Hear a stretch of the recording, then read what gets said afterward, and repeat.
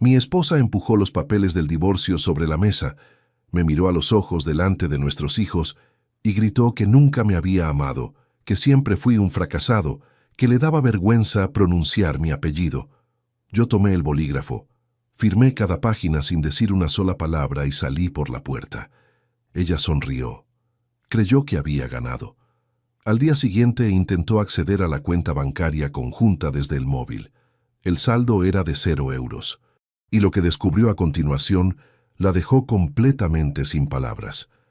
Antes de continuar, suscríbete al canal, activa la campanita porque todos los días tenemos nuevas historias, deja tu like y cuéntanos en los comentarios desde qué ciudad nos estás viendo. Mi nombre es Aurelio Montesinos Ferrer, tengo 53 años. Soy auditor fiscal senior en la delegación de la Agencia Tributaria de Valencia, un puesto que construí durante 28 años de trabajo metódico, de revisiones nocturnas de expedientes, de aprender a leer los números de una forma en que la mayoría de las personas jamás aprenderá. Los números no mienten, las personas sí. Tardé demasiado en aplicar al segundo lo que sabía tan bien del primero. Llevo casado 24 años con Verónica Salas Andrade. Nos conocimos en el invierno de 1998, en una cena de Nochebuena en casa de unos amigos comunes. Ella tenía 26 años y una forma de reírse que llenaba cualquier habitación sin esfuerzo. Yo tenía 29, un contrato temporal en la agencia tributaria y poco más que ambición y disciplina. No era lo que se llama un partido brillante, pero ella me dijo aquella noche que los hombres serios le daban más confianza que los hombres interesantes, y yo decidí creerle. Ahora entiendo que hay frases que una persona dice una sola vez en la vida y que el otro arrastra durante décadas sin saber que en algún momento dejarán de ser ciertas. Nos casamos en junio de 1999, en una ceremonia pequeña en Valencia, con las familias justas, y una cena en un restaurante del barrio del Carmen que costó lo que entonces yo ganaba en casi 2 meses. No me arrepentí ni un segundo de ese gasto. Verónica era la clase de mujer que llegaba a casa con el libro que tú habías mencionado de pasada 3 semanas antes. La clase de mujer que recordaba el nombre del médico de tu padre y preguntaba por él sin que nadie se lo pidiera. Era atenta de una manera que yo, que venía de una familia donde el afecto se expresaba trabajando y no hablando, no sabía cómo devolver con palabras.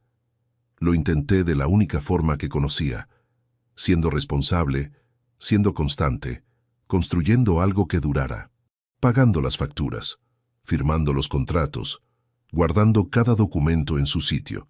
Alejandro nació en octubre de 1999, 4 meses después de la boda. Fue prematuro, llegó con susto y con una semana de incubadora que a Verónica y a mí nos envejeció 10 años en 7 días. Cuando por fin lo trajimos a casa, los dos lloramos sin que ninguno se lo dijera al otro. Era un llanto de alivio que también era de miedo, porque de repente entendíamos que había una persona en el mundo cuyo bienestar dependía por completo de nosotros. Y eso pesa de una forma que no se puede explicar hasta que no lo vives. Recuerdo que aquella primera noche en casa lo miraba dormir en la cuna y pensaba que haría cualquier cosa necesaria para que ese niño no conociera la inestabilidad con la que yo crecí. Cualquier cosa. Inés llegó 7 años después, en el verano de 2006. Un embarazo tranquilo, un parto sin complicaciones, una niña que desde el primer día pareció observar el mundo con una calma que ninguno de los dos le habíamos enseñado. Recuerdo que Verónica me dijo aquella tarde en la clínica que Inés había sacado mi forma de estar en silencio sin que pareciera ausencia. Lo dijo como un cumplido. Yo lo recibí como uno. No sabía entonces cuánto me iba a importar esa hija en los meses que estaban por venir. Durante los primeros años todo fue lo que se supone que debe ser una vida construida con esfuerzo y sin grandes golpes de fortuna. No digo que fue perfecto, porque no lo fue. Tuvimos discusiones sobre dinero cuando el dinero era escaso, sobre tiempo cuando el tiempo era el recurso más difícil de repartir, sobre prioridades cuando las prioridades de cada uno no coincidían exactamente. Hubo temporadas en que yo trabajaba tanto que llegaba a casa cuando los niños ya dormían y salía antes de que se despertaran. Temporadas en que Verónica cargaba sola con la logística del hogar, con los colegios, con los médicos, con los cumpleaños de los amigos de los niños. No lo reconocí suficiente. Eso es verdad y me pertenece. Pero debajo de todo eso había algo que yo creía sólido, algo que no se movía, aunque nos moviéramos nosotros. Y supongo que eso fue mi primer error real, confundir solidez con permanencia. Llegué a este momento desde muy atrás, y si quieren entender lo que pasó aquella tarde en la sala de estar de nuestra casa, necesitan conocer quién era yo antes de ese instante. Necesitan saber lo que construí, lo que no supe ver a tiempo, y también lo que, cuando finalmente vi, decidí no revelar todavía. Porque yo no soy un hombre inocente de toda responsabilidad. Trabajé demasiado durante demasiados años. Me ausenté emocionalmente en momentos en que debí haber estado presente. Fui orgulloso cuando debí haber sido flexible. Pagué por eso de formas que todavía entiendo con dificultad. Pero lo que me hicieron no tuvo proporción con mis errores. Eso también es verdad, y necesitaba decirlo antes de seguir. Cuando llegué al despacho por primera vez, en enero de 1995, Valencia era una ciudad que todavía negociaba sin teléfono móvil. Los expedientes llegaban en papel, se archivaban en papel y se consultaban en papel. Para comunicarte con alguien fuera de la oficina, llamabas desde el teléfono fijo de la mesa o desde una cabina si estabas en la calle. El primer ordenador personal de mi planta llegó en el 96. Un equipo grande y ruidoso que ocupaba media mesa y que todo el mundo miraba con una mezcla de curiosidad y desconfianza. Yo me quedé 2 horas extra ese primer día aprendiendo a usarlo, porque entendí desde el principio que quien supiese manejar esa herramienta tendría ventaja sobre quien no quisiera aprender. Ese fue siempre mi modo de funcionar. No el más brillante, no el más carismático, pero sí el más constante, el que llegaba antes, el que se quedaba más tarde, el que revisaba los números una vez más, cuando todos los demás ya habían cerrado el expediente. 28 años de esa disciplina me dieron una carrera estable, un salario que nos permitía vivir con dignidad y sin sobresaltos, y lo más importante para lo que viene a continuación, un instinto para detectar irregularidades que funciona casi de forma automática. Cuando algo no cuadra en un expediente, lo siento antes de verlo con claridad, como un leve zumbido en el fondo de la habitación que nadie más parece escuchar. Ese zumbido empezó hace 14 meses, pero antes de llegar ahí quiero contarles algo que parece un detalle doméstico sin importancia y que en realidad lo explica casi todo. En el pequeño despacho que tengo en casa, junto a la ventana que da al patio interior, hay una gaveta de madera con cerradura. Siempre ha estado ahí, desde que nos mudamos a esta casa hace 18 años. Dentro guardo escrituras, contratos, pólizas de seguro, documentos de inversión, cada papel que firma una familia a lo largo de los años y que la mayoría archiva en algún cajón sin orden y sin llave. Yo nunca lo hice así. Soy auditor. Sé mejor que nadie lo que cuesta reconstruir una historia cuando los documentos originales no están. Sé lo que significa llegar a una mesa de negociación sin papel que sostenga lo que dices. Un hombre sin documentos es un hombre sin memoria oficial. Verónica siempre se refirió a esa gaveta con una mezcla de ironía y fastidio afectuoso. Tu cajón de los secretos, lo llamaba a veces cuando yo bajaba a buscar algo. Yo siempre respondía lo mismo, que no era un cajón de secretos, sino un cajón de documentos y que había diferencia. Ella ponía los ojos en blanco y subía las escaleras sin terminar la conversación. Era una pequeña discrepancia doméstica, el tipo de cosa que existe en todos los matrimonios y que no parece merecer más atención que un gesto y un suspiro. No imaginaba entonces, o quizás no quería imaginar, que esa gaveta iba a ser la pieza que desequilibraría todo lo que ella había construido durante casi 2 años. Aquella tarde de octubre en que Verónica gritó lo que gritó, en que Alejandro estaba sentado en el sillón con los brazos cruzados y en que Inés me miraba desde la puerta de la cocina sin entender del todo lo que estaba pasando, Yo no reaccioné de la forma en que ella esperaba. No alcé la voz, no pregunté nada. No intenté defenderme, ni convencerla, ni suplicarle que esperara. Tomé el bolígrafo, el mismo bolígrafo con el que llevo años firmando informes de auditoría, y fui pasando las páginas una a una. Firma aquí, iniciales allá, fecha en el margen derecho. Lo hice con la misma concentración con que reviso un expediente fiscal complejo, sin prisa y sin temblor. Cuando terminé, dejé el bolígrafo sobre la mesa, recogí mi copia de los papeles, la doblé con cuidado y me levanté. Verónica me estaba mirando con una expresión que mezcló la satisfacción con algo que no supo del todo disimular, algo parecido a la sorpresa. Creo que había construido todo ese escenario esperando que yo suplicara, que me derrumbara, que le diera la razón delante de los hijos para poder usar eso también después. No obtuve ninguna de esas dos cosas. Salí de la sala, recogí el abrigo del perchero del recibidor y cerré la puerta principal con cuidado, sin portazo, sin pausa dramática en el umbral, solo la puerta cerrándose en su sitio.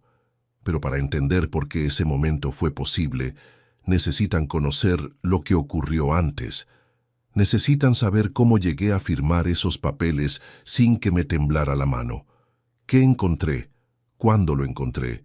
¿Qué hice con ello y por qué decidí no decir nada hasta que llegara el momento exacto? No fue rabia lo que me sostuvo durante esos meses. Fue algo más frío y más firme que la rabia. Fue la certeza de que los números, al final, siempre cuentan la historia completa. Y yo llevo 28 años aprendiendo a leerlos. El olor del café recién hecho era lo primero que Aurelio percibía cada mañana antes de abrir los ojos. Durante más de 20 años, Verónica se levantaba 15 minutos antes que él. Bajaba a la cocina y cuando sonaba el despertador a las 7:15, la cafetera ya estaba encendida y el vapor subía por las escaleras con esa constancia silenciosa que él asoció durante mucho tiempo con la idea de hogar. No era un gesto espectacular, era exactamente el tipo de cosa que no se valora hasta que desaparece, y que cuando desaparece deja un hueco desproporcionado a su tamaño. Quiero contarles cómo fue todo antes de que comenzara a romperse, porque si no entienden lo que había, no van a entender lo que se perdió. Y si no entienden lo que se perdió, no van a poder medir lo que vino después con la dimensión exacta que merece. Mi historia con Valencia empieza en enero de 1995. Tenía 24 años, un título de economía obtenido con becas y empleos de fin de semana, y un contrato temporal de 6 meses en la delegación de la agencia tributaria. Llegué en tren desde Albacete con 2 maletas y la dirección de una pensión apuntada en un papel doblado en el bolsillo del abrigo. No tenía móvil, porque casi nadie lo tenía entonces. Llamé a mis padres desde una cabina de la calle Colón para decirles que había llegado bien. Mi padre me respondió que trabajara duro y no diera problemas. Esa fue toda la despedida. Los primeros años en Valencia fueron exactamente lo que se espera de un hombre joven sin red de seguridad en una ciudad grande. Trabajo, ahorro, alguna cerveza los viernes con los compañeros de la oficina y el resto del tiempo estudiando para consolidar el puesto. No era una vida brillante, pero era sólida, y la solidez era lo que yo más valoraba porque había crecido sin ella. Mi padre trabajó en la construcción hasta que la espalda no le dio más. Mi madre cosió prendas en casa durante años para sumar lo que faltaba a final de mes.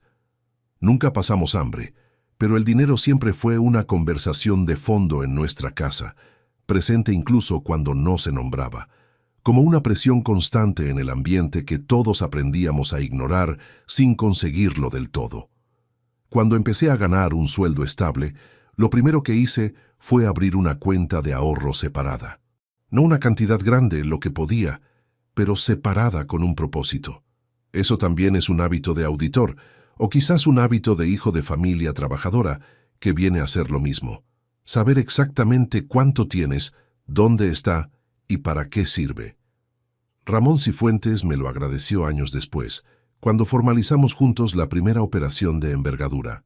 Ramón era entonces un abogado joven que empezaba su despacho, y con quien coincidí en un curso de actualización fiscal en 1997. Nos hicimos amigos de la forma en que se hacen los amigos cuando eres adulto y estás construyendo algo, despacio, con pocas palabras y mucha coherencia.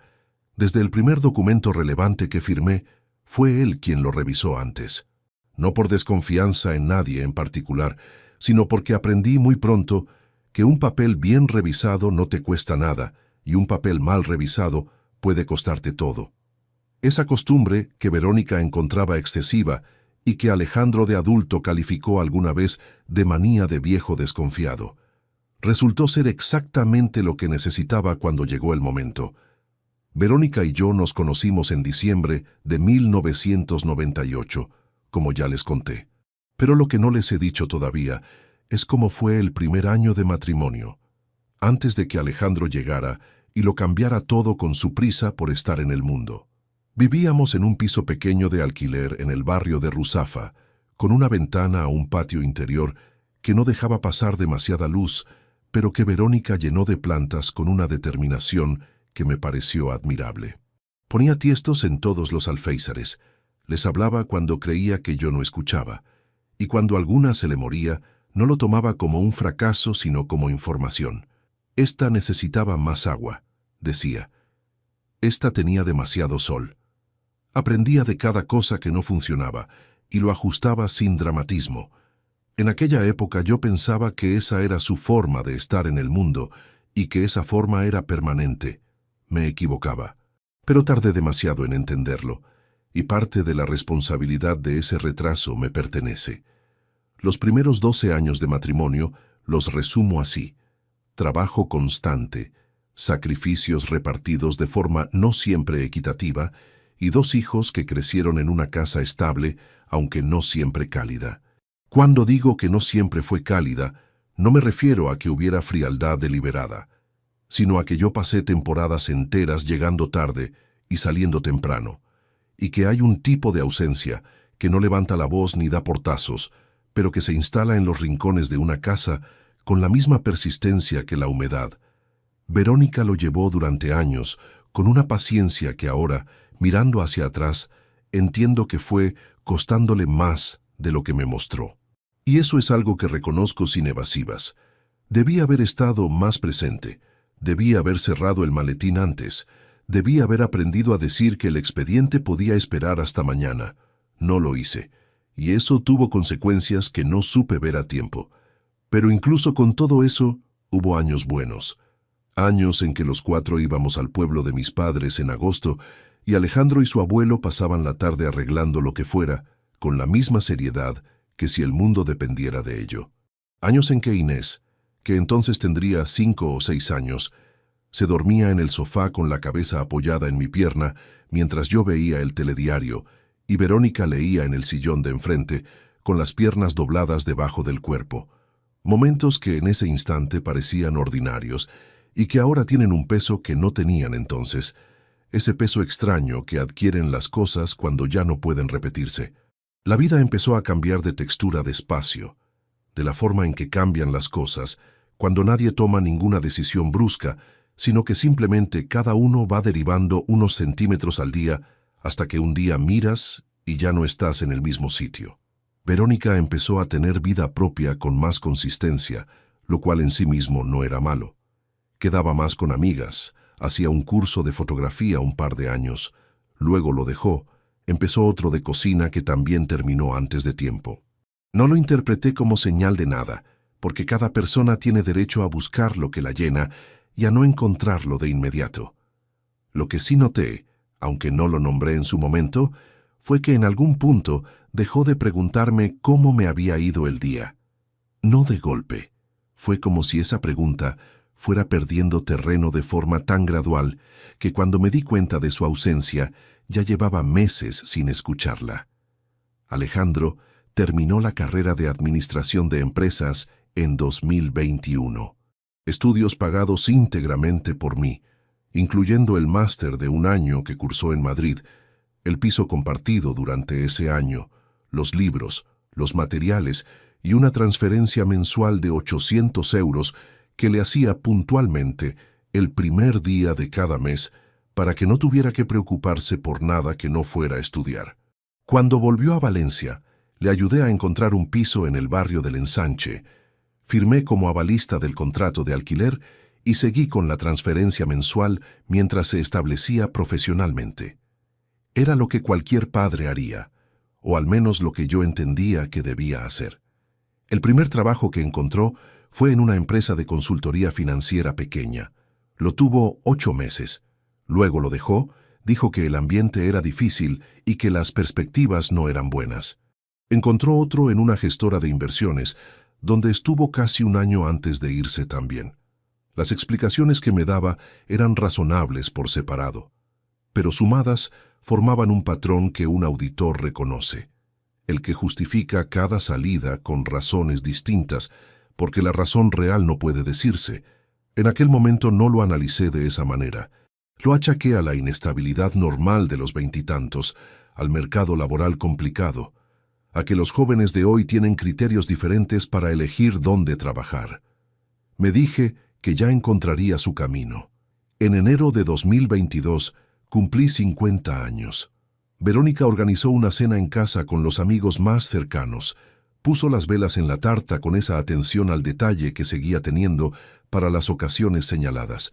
Y todo estuvo bien en la superficie. Pero Alejandro no vino.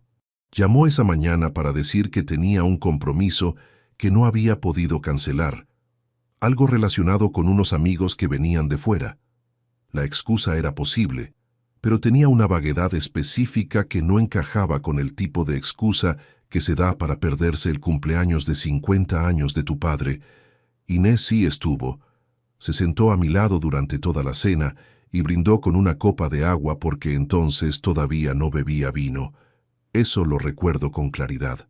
Esa noche, después de que se fueron todos y mientras recogíamos la cocina, le dije a Verónica que me había parecido raro que Alejandro no hubiese venido. Ella me respondió sin levantar la vista de los platos que el chico tenía a su vida y que no podía estar pendiente de todo. La forma en que lo dijo con esa neutralidad casi excesiva, como quien ya ha ensayado la respuesta, fue algo que registré sin procesar. Lo guardé en algún lugar interno sin nombre y seguí fregando los vasos. No fue hasta muchos meses después cuando ese recuerdo regresó con un significado completamente diferente.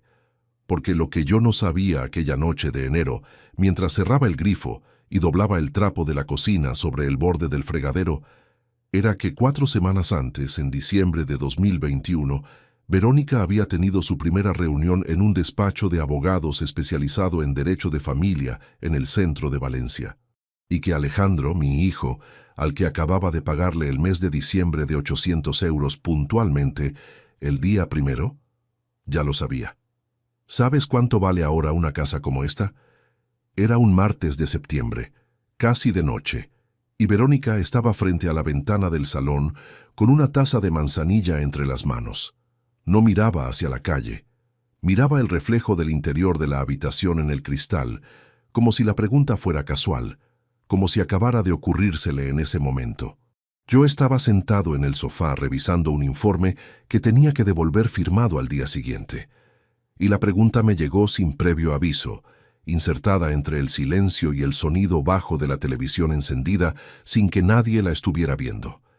Le dije que no lo sabía con exactitud, que los precios en el barrio habían subido en los últimos años, pero que no había hecho ningún cálculo reciente. Ella asintió despacio, bebió un sorbo de la taza y no dijo nada más. Cambió el tema 30 segundos después, preguntando si Inés había confirmado que vendría el fin de semana. La conversación siguió por ese lado y yo volví al informe. Pero la pregunta se quedó. No de forma dramática, no con ninguna alarma interna que me hiciera levantar la vista del papel y estudiarla. Solo se quedó ahí, aparcada en algún lugar de la mente, con la misma discreción con que se archiva un dato que no tiene carpeta todavía. 20 años revisando expedientes me habían enseñado que hay preguntas que no buscan información, porque quien las hace ya tiene una idea de la respuesta. Las hacen para calibrar cuánto sabe el otro, para medir el terreno antes de pisar. En aquel momento no lo analicé así.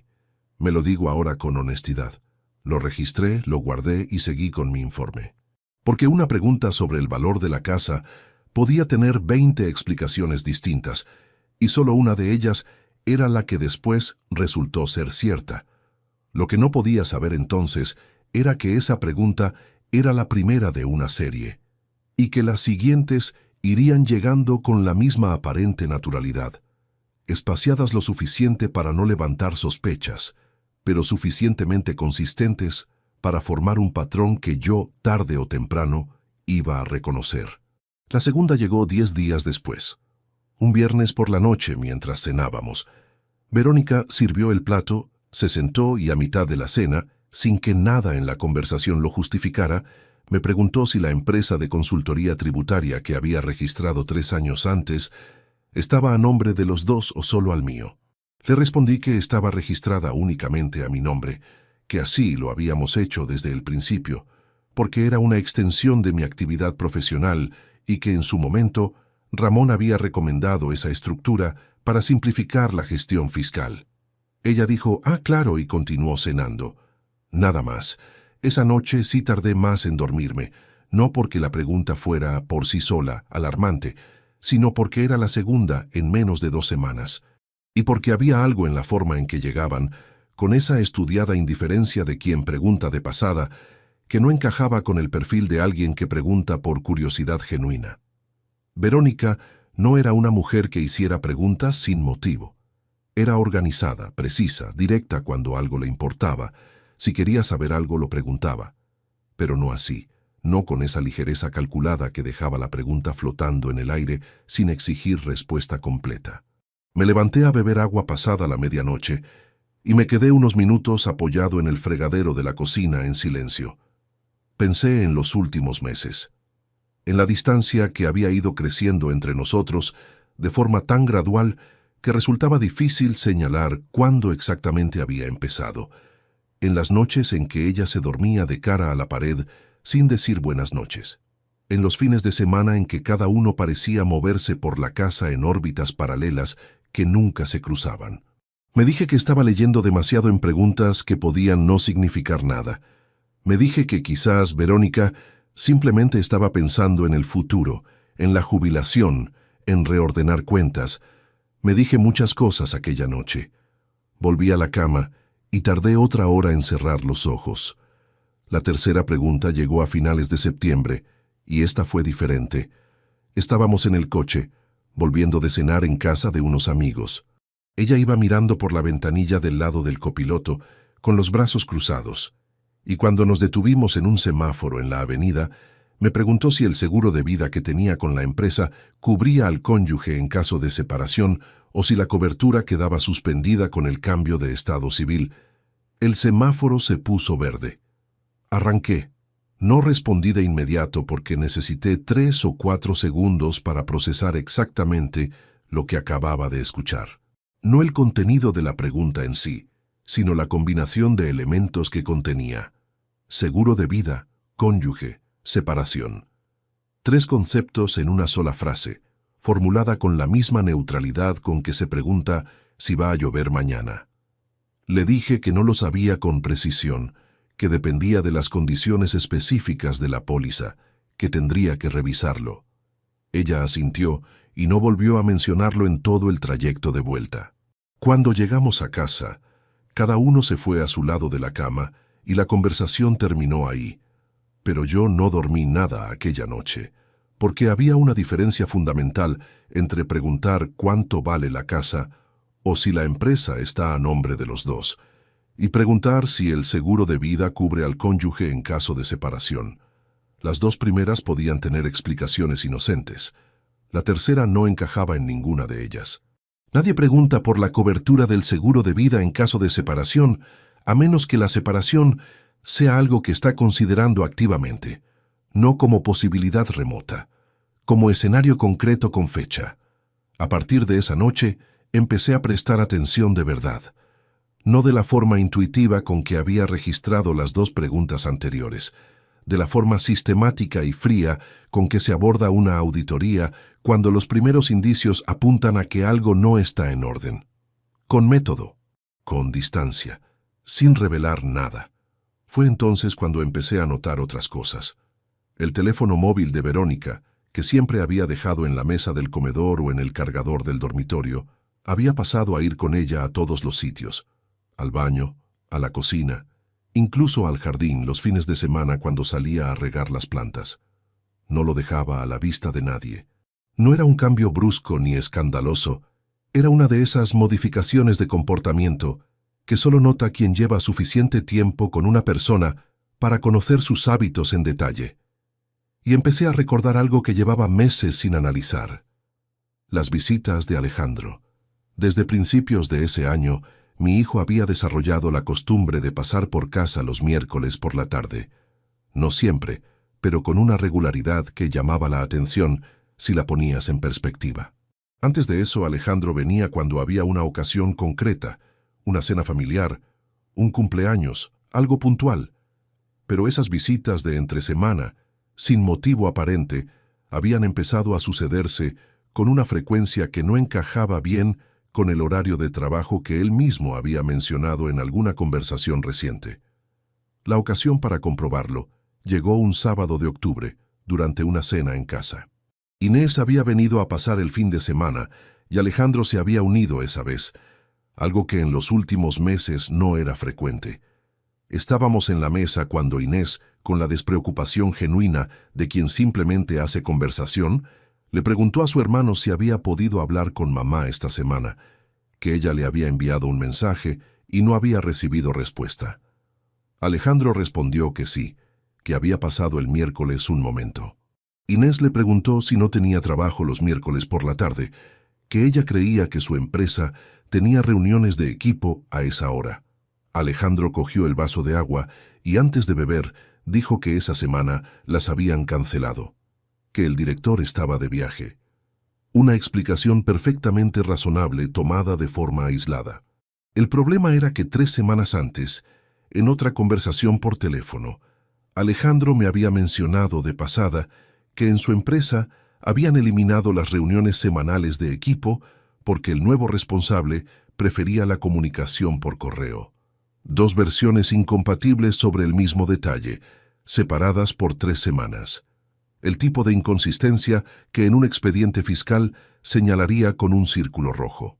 No dije nada en la mesa. Seguí comiendo. Cambié el tema hacia algo relacionado con el trabajo de Inés, que estaba empezando unas prácticas ese mes, y la conversación derivó sin que nadie notara el giro. Alejandro se relajó visiblemente en cuanto el foco se alejó de él, y eso también lo registré. Esa noche, después de que los dos se fueron mientras Verónica recogía la cocina y yo apilaba los platos, estuve a punto de decir algo. Tuve el impulso claro, físico casi, de poner los platos sobre la encimera y preguntarle directamente qué estaba pasando. ¿Por qué las preguntas sobre el patrimonio? ¿Por qué el teléfono siempre encima? ¿Por qué Alejandro visitaba entre semana con una regularidad que no tenía explicación consistente? No lo hice. Me contuve porque soy auditor antes que nada, y un auditor sabe que confrontar sin documentación no es valentía, es imprudencia. Si preguntaba ahora, ella lo negaría todo, ajustaría su comportamiento y yo perdería la única ventaja que tenía, que todavía no sabía que yo había empezado a mirar. En una auditoría, el momento en que el auditado sabe que está siendo revisado es el momento en que las pistas más importantes desaparecen. No iba a cometer ese error. Terminé de apilar los platos. Le dije a Verónica que estaba cansado y subí al dormitorio. Me tumbé en la cama con la luz apagada y estuve largo rato mirando el techo. Al día siguiente, lunes por la mañana, llamé a Ramón desde el coche antes de entrar a la oficina. Le dije que necesitaba verlo esa semana, que era personal y que prefería que fuera fuera de su despacho. Ramón preguntó si estaba bien. Le respondí que de momento sí, pero que quería tener todo bien revisado por si acaso. Hubo un silencio breve al otro lado del teléfono. Ramón me conocía desde hacía más de 20 años. Sabía lo que significaba cuando yo decía, por si acaso. Quedamos para el jueves. Lo que yo no sabía todavía en ese momento era que el bolsillo del abrigo gris de Verónica, el que llevaba colgado en el perchero del recibidor desde hacía semanas, guardaba algo que iba a confirmarlo todo, y que lo encontraría por accidente, de la forma más ordinaria posible, buscando algo completamente distinto. El seguro del coche vencía ese viernes y Aurelio no encontraba la tarjeta de la aseguradora por ningún lado. Había revisado ya el cajón de la mesilla, la carpeta de plástico transparente que guardaba en el maletero y el archivador pequeño del escritorio del despacho. No estaba en ninguno de esos sitios. Recordaba vagamente haber dejado los documentos del coche en el bolsillo del abrigo gris después de una revisión técnica de hacía unas semanas, pero su abrigo gris estaba en la tintorería desde el lunes. El único abrigo similar que quedaba en el perchero del recibidor era el de Verónica, uno largo de color beige que ella usaba en los días de lluvia y que tenía los mismos bolsillos laterales profundos que el suyo. Ella estaba arriba duchándose. Podía escuchar el agua correr a través del techo del recibidor. Metió la mano en el bolsillo izquierdo del abrigo y encontró un pañuelo de papel doblado, un recibo de supermercado y nada más. Probó el derecho. Sus dedos tocaron primero lo que parecía una tarjeta de crédito, luego un par de monedas y después un rectángulo de cartulina más grueso que una tarjeta de visita corriente. Lo sacó sin pensar, dando por hecho que sería algo suyo que se había mezclado con las cosas de ella por accidente. No lo era. Era una tarjeta de un despacho de abogados, fondo blanco, tipografía sobria en azul marino, el nombre del bufete en la parte superior, Estudio Jurídico Palomar y Asociados, y debajo en letras más pequeñas, Derecho de Familia, Separaciones, Divorcios, Custodia y Régimen Patrimonial, una dirección en la calle de las Barcas, en el centro de Valencia, un número de teléfono. Aurelio se quedó de pie en el recibidor con la tarjeta entre el índice y el pulgar. El agua seguía corriendo arriba. Miró la tarjeta, miró la mesa del comedor, visible desde donde estaba, con el mantel que Verónica había puesto esa mañana y los 2 vasos de zumo que habían dejado sin recoger después del desayuno. Miró el frutero de la cocina, que tenía 2 naranjas y un plátano maduro. Escuchó la televisión encendida en el dormitorio de arriba, el murmullo de un programa que nadie estaba viendo. Registró todos esos detalles con una nitidez extraña, como si de repente cada objeto de la casa hubiera adquirido un contorno más definido de lo habitual. No pensó nada durante aproximadamente 10 segundos. Luego, despacio, volvió a mirar la tarjeta. Derecho de familia, separaciones, divorcios. Había una fecha escrita a mano en el margen inferior izquierdo con tinta azul, una letra pequeña y ordenada que no reconoció como suya. Diciembre de 2021, 10 meses atrás. La tarjeta no era nueva, no era de ayer ni de la semana pasada. Llevaba 10 meses en algún lugar del abrigo, en algún bolso, en algún cajón al que él no tenía acceso. 10 meses. El agua del piso de arriba dejó de correr. Aurelio escuchó el silencio que siguió al silencio del agua y reaccionó de la única forma posible en ese instante. Devolvió la tarjeta al bolsillo del abrigo exactamente como la había encontrado. Cerró el perchero, salió al recibidor y subió las escaleras con paso normal. Pasó por delante de la puerta del dormitorio, donde Verónica estaba de espaldas secándose el pelo con la toalla, y entró al baño del pasillo con la excusa de coger un analgésico del botiquín. Cerró la puerta, se apoyó contra el lavabo con las 2 manos sobre la porcelana fría y se quedó mirando su propio reflejo durante un momento. Su cara no mostraba nada especial. Eso lo notó. Ningún temblor visible, ninguna expresión que delatara lo que acababa de ver. Años de reuniones con contribuyentes que intentaban ocultar irregularidades le habían enseñado a controlar la superficie de la cara con independencia de lo que ocurriera debajo. Sacó el analgésico, abrió el grifo, bebió agua directamente del chorro y salió del baño.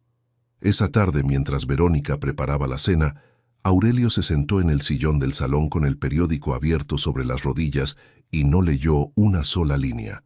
Tenía la tarjeta archivada mentalmente con todos sus detalles: el nombre del bufete, la dirección, el número de teléfono, la fecha escrita a mano en diciembre del año anterior. Su mente trabajaba de la misma manera que trabajaba frente a un expediente complejo, ordenando la información disponible, identificando lo que faltaba, calculando qué paso dar a continuación sin comprometer la posición. Lo primero que necesitaba era confirmar que la tarjeta no era una casualidad, que Verónica había estado en ese despacho, que la fecha escrita correspondía a una visita real y no a algo recogido por azar en algún otro contexto. Al día siguiente, durante la pausa del almuerzo, salió a la calle desde la oficina y llamó al número del bufete desde su teléfono con el número bloqueado.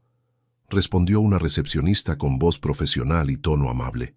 Aurelio dijo que llamaba para consultar disponibilidad para una primera cita que le habían recomendado el despacho. La recepcionista preguntó el nombre para hacer la búsqueda en el sistema y verificar si ya había algún expediente abierto o si sería una consulta nueva. Aurelio dijo un nombre inventado.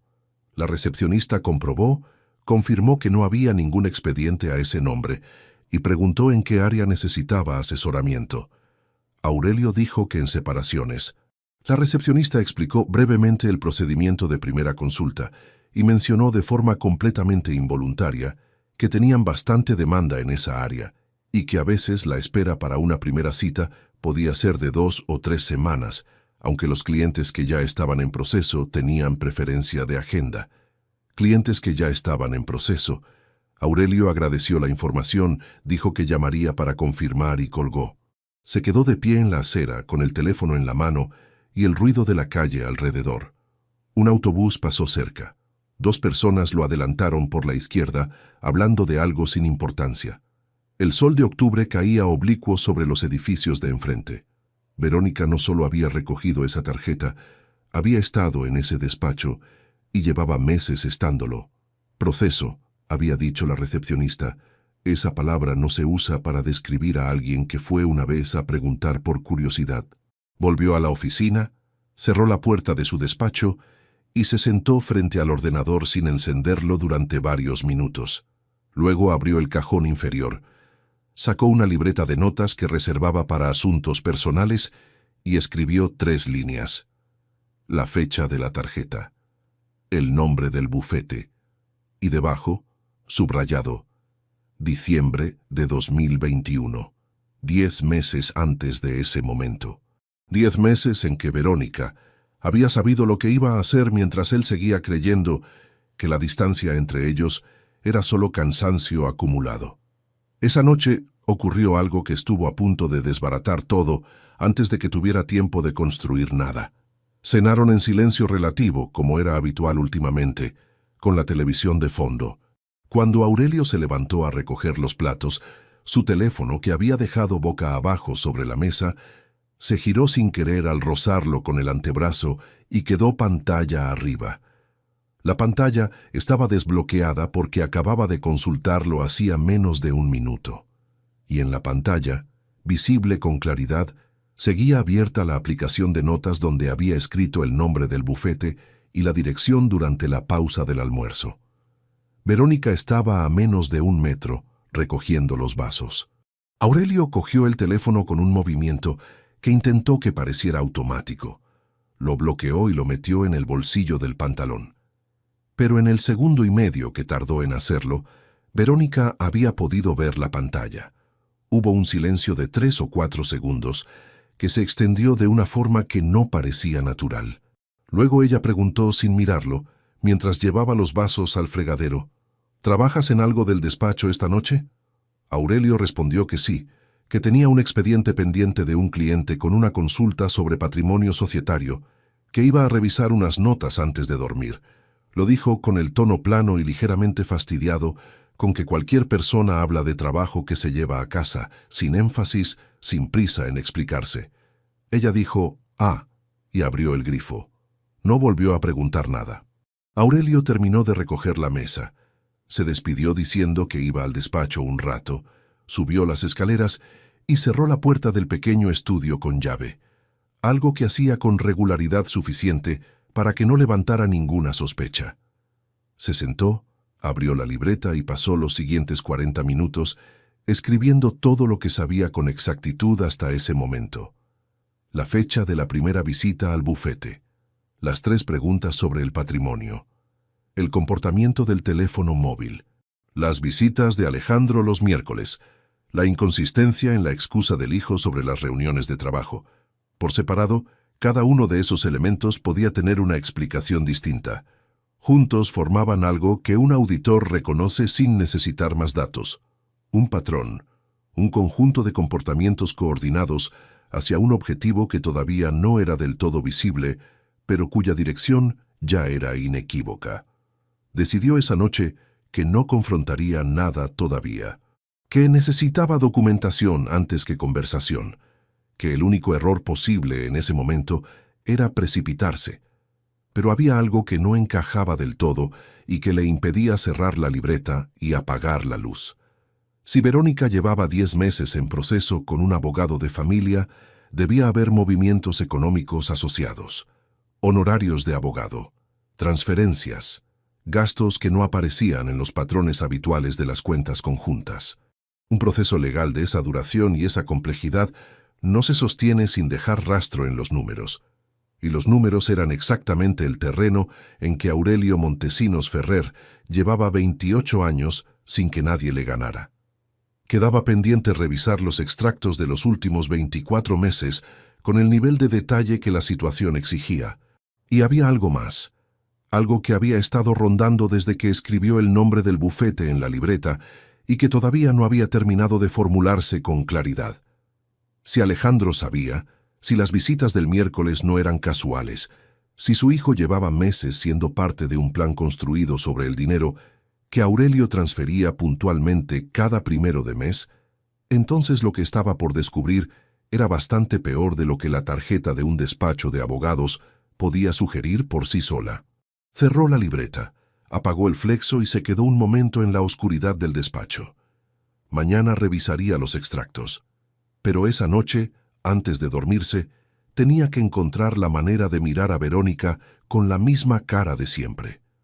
Los extractos bancarios de los últimos 22 meses ocupaban 12 páginas impresas que Aurelio había pedido en la sucursal un martes por la mañana, con la excusa de necesitar documentación completa para una declaración de patrimonio. La empleada los imprimió sin hacer preguntas. Eran las 11:15, cuando se sentó en el despacho de la oficina con la puerta cerrada, el teléfono en silencio y las 12 páginas ordenadas cronológicamente sobre la mesa. Empezó por el principio. No por los últimos meses, donde era más probable encontrar movimientos recientes, sino por el inicio, porque un auditor sabe que los patrones se ven mejor cuando los lees en la dirección en que se construyeron. Cogió un lápiz, no un bolígrafo, y fue marcando con una línea fina cada apunte que no correspondía a los gastos habituales del hogar. Supermercado, suministros, seguro del coche, recibos del piso, la transferencia mensual a Alejandro, alguna compra puntual con tarjeta. Todo eso lo conocía, todo eso tenía nombre y origen. Lo que no tenía nombre era una serie de reintegros en efectivo que aparecían con una regularidad que no había notado antes, porque vistos de forma aislada no superaban los 300 euros. Pero vistos en conjunto, con la distancia que da leer 22 meses de una sola vez, formaban una cadencia perfectamente reconocible, entre 200 y 300 euros retirados en efectivo, siempre en la misma sucursal del centro, siempre entre el día 8 y el día 12 de cada mes, sin excepción desde enero de 2022. 22 meses, 21 reintegros. Un total aproximado de 5.800 euros en efectivo que habían salido de la cuenta conjunta de forma discreta, en cantidades lo suficientemente pequeñas para no llamar la atención de manera inmediata, pero lo suficientemente regulares para constituir un pago periódico. Honorarios de abogado. No había otra explicación que encajara con esa cadencia. No era ahorro personal, porque Verónica tenía su propia cuenta desde hacía años para sus gastos personales. No era ningún gasto doméstico, porque todos esos gastos aparecían reflejados en otros conceptos. Era un pago mensual en efectivo para que no quedara trazabilidad directa, diseñado por alguien que sabía que las cuentas conjuntas podían revisarse en un proceso de divorcio y que prefería que los honorarios de su abogado no aparecieran con nombre propio en ningún extracto. Aurelio dejó el lápiz sobre la mesa y se recostó en la silla. 5.800 euros. Casi 2 años de pagos. Eso no era una consulta inicial ni una orientación general sobre opciones legales. Eso era un proceso activo, sostenido, planificado con la suficiente anticipación como para haber acumulado casi 24 meses de trabajo jurídico antes de presentar los papeles. Guardó los extractos en una carpeta de color gris que rotulé con el código numérico que usaba para los expedientes de trabajo, indistinguible de cualquier otro archivador de su mesa. Si alguien abría ese cajón, vería documentación fiscal rutinaria.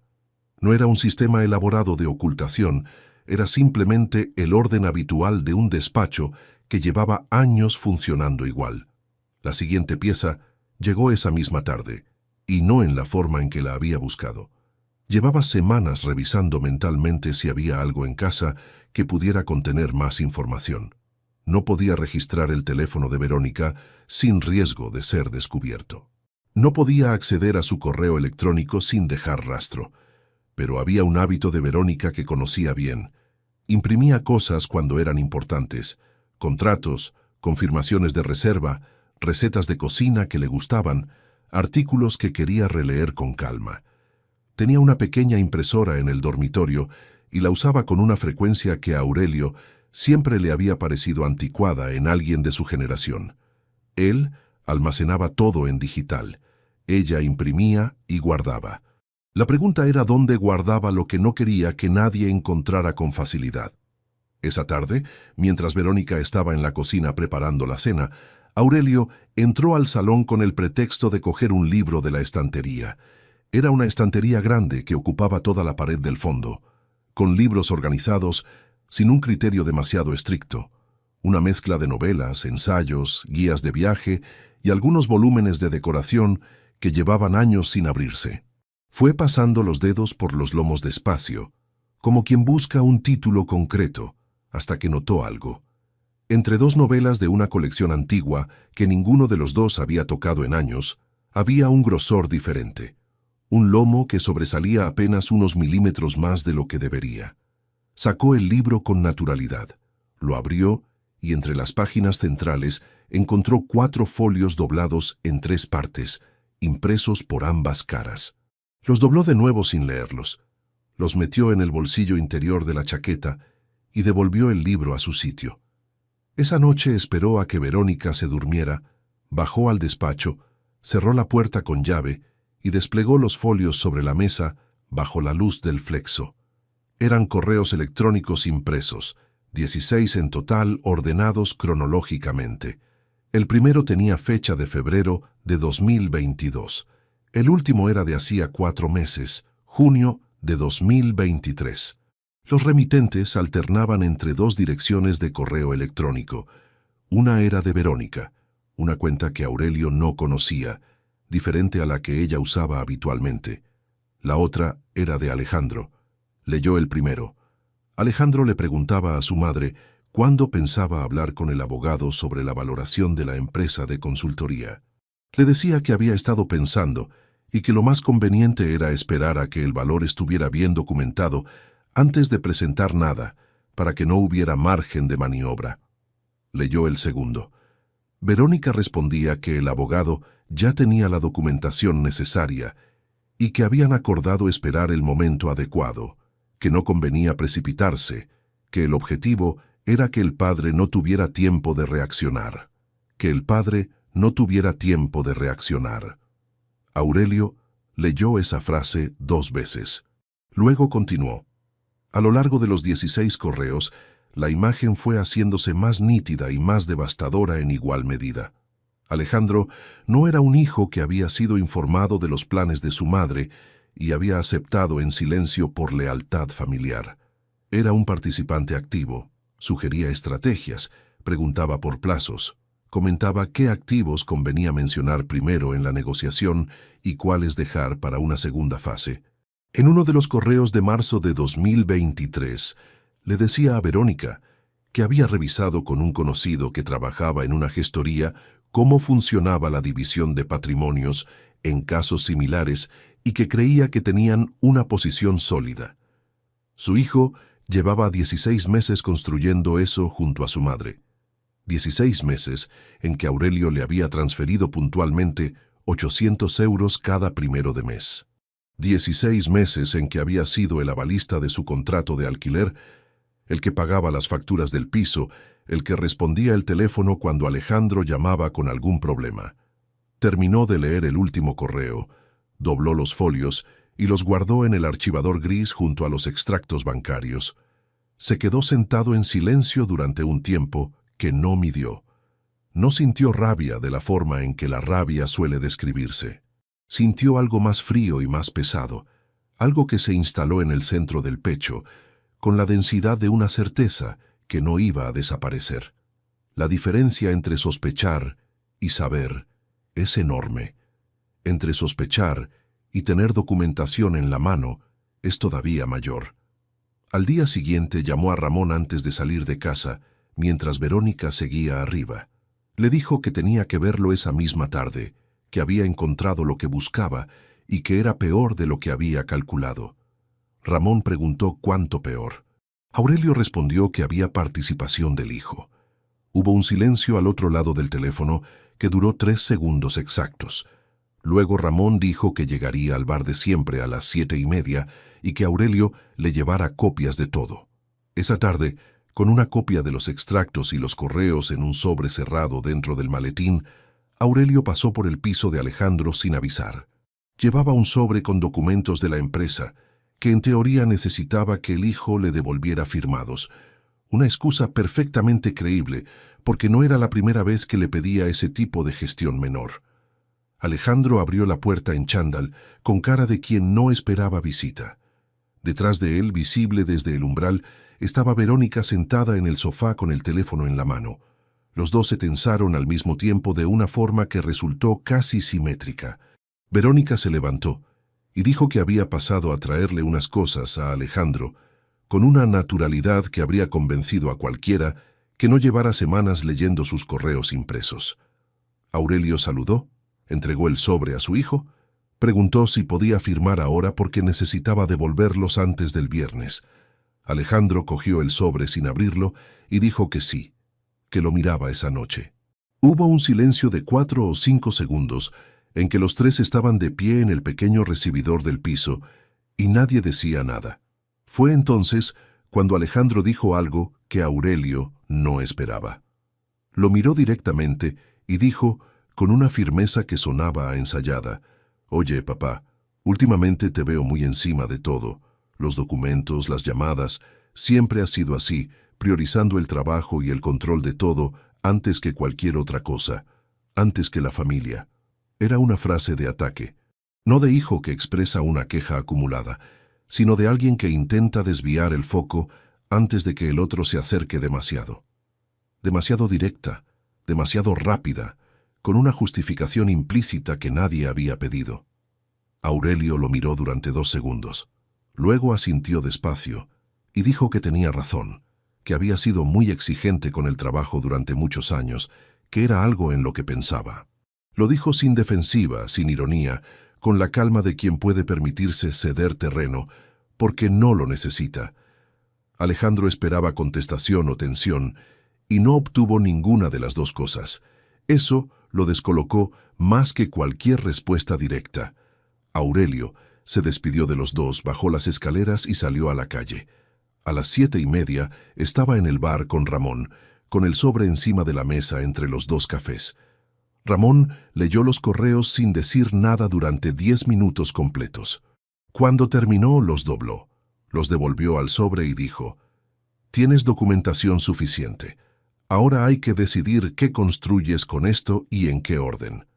Aurelio le preguntó si era posible reorganizar los activos de forma que fuera completamente legal y que no pudiera cuestionarse en ningún proceso posterior.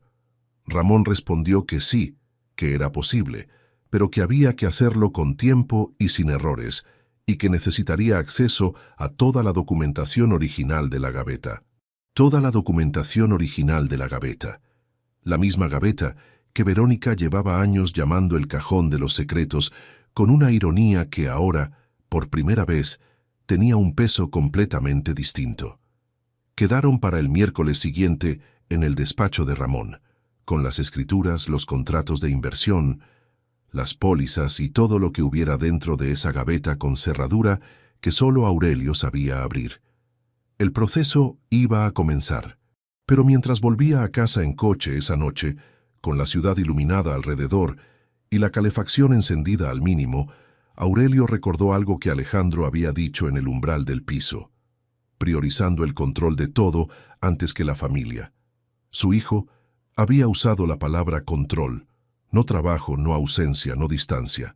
Control era una palabra específica, elegida, que sonaba a algo que se había repetido en alguna conversación entre ellos dos. Una palabra que alguien le había dado para que la usara, y eso significaba que los correos impresos que había encontrado entre las páginas del libro no eran toda la conversación, eran solo la parte que Verónica había decidido guardar en papel. Lo que quedaba en los teléfonos era todavía terra incógnita. Inés llegó un sábado por la mañana sin avisar, con una bolsa de tela colgada del hombro y 2 cruasanes envueltos en papel de panadería que dejó sobre la mesa de la cocina antes de quitarse el abrigo. Estaba por la zona, dijo, aunque vivía al otro lado de la ciudad, y no había ninguna razón particular para estar por esa zona un sábado a las 10 de la mañana. Verónica estaba en el jardín trasero con las plantas, con los auriculares puestos y el teléfono en el bolsillo del delantal. No la había escuchado llegar. Aurelio hizo café para los dos, sacó los platos y se sentó frente a su hija en la misma mesa donde había cenado la noche anterior, fingiendo que todo seguía igual. Inés lo miró de la forma en que lo miraba desde niña cuando sabía que algo no le estaba contando. No era un gesto acusatorio ni invasivo, era simplemente una atención muy quieta, los ojos fijos en él, con una paciencia que no exigía respuesta inmediata, pero que tampoco iba a retirarse sola. «¿Estás bien?», preguntó después de un momento. Aurelio respondió que sí, que estaba cansado, que la última semana había sido densa en el trabajo. Inés asintió, dio un mordisco al croissant y no insistió. Pero tampoco cambió de tema hacia otro lado.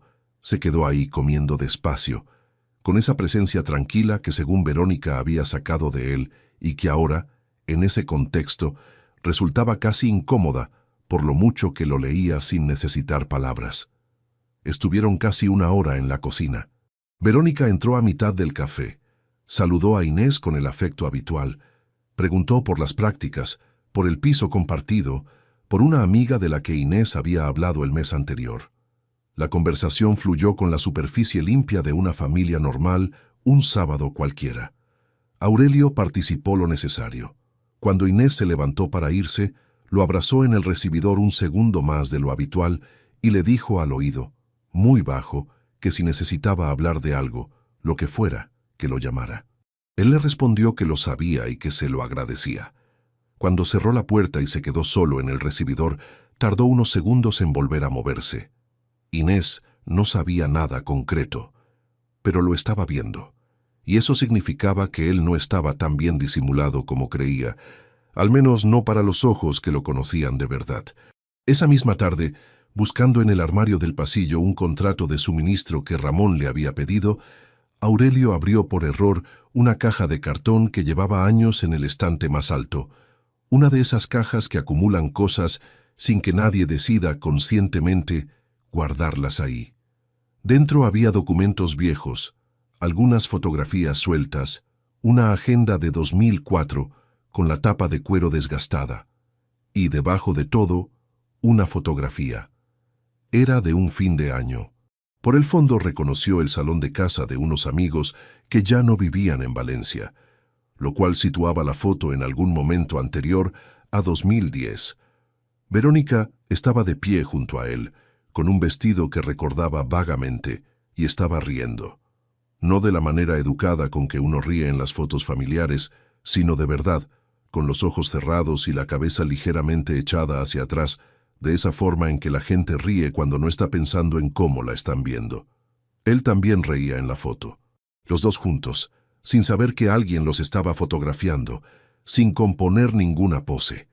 Aurelio se sentó en el borde de la cama con la foto en la mano y estuvo mirándola durante un tiempo que no midió. No para absolver nada, ni para reconstruir ninguna narrativa que justificara lo que había encontrado en los correos impresos.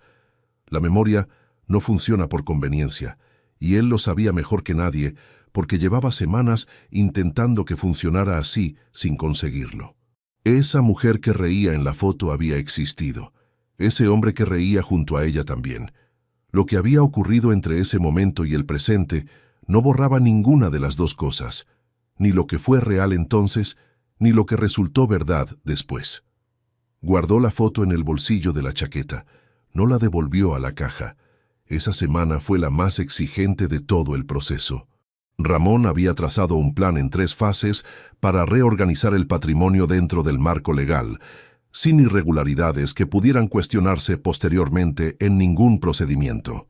La primera fase consistía en documentar con precisión lo que existía: escrituras, contratos de inversión, la estructura de la empresa de consultoría tributaria, las pólizas, todo lo que estaba en la gaveta del despacho. El miércoles, mientras Verónica tenía su clase de pilates, Aurelio abrió la gaveta con la llave pequeña que guardaba en el llavero del coche, sacó cada documento con cuidado y los fotografió uno a uno con el teléfono antes de meterlos en un sobre acolchado. Escrituras de la vivienda, contrato de constitución de la empresa de consultoría, los 3 fondos de inversión con sus respectivos contratos, la póliza del seguro de vida con los beneficiarios actualizados, el certificado de un depósito a plazo fijo que venía renovándose desde 2015. Cada papel tenía su copia digital antes de salir de esa habitación. Llevó el sobre a Ramón esa misma tarde. Su amigo lo abrió sobre la mesa del despacho. Revisó cada documento con la meticulosidad de alguien que ha pasado 30 años haciendo exactamente eso. Y cuando terminó, dijo que la estructura era más sólida de lo que había esperado y que había margen para hacer lo que necesitaban sin dejar flancos abiertos.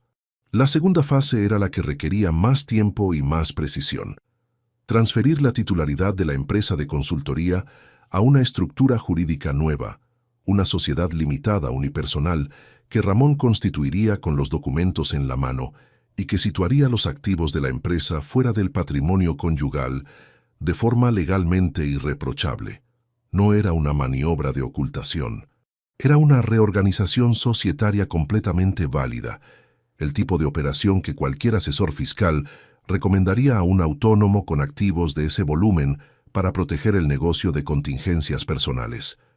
Lo que la hacía relevante en ese contexto era el momento en que se ejecutaba y la anticipación con que estaba siendo preparada.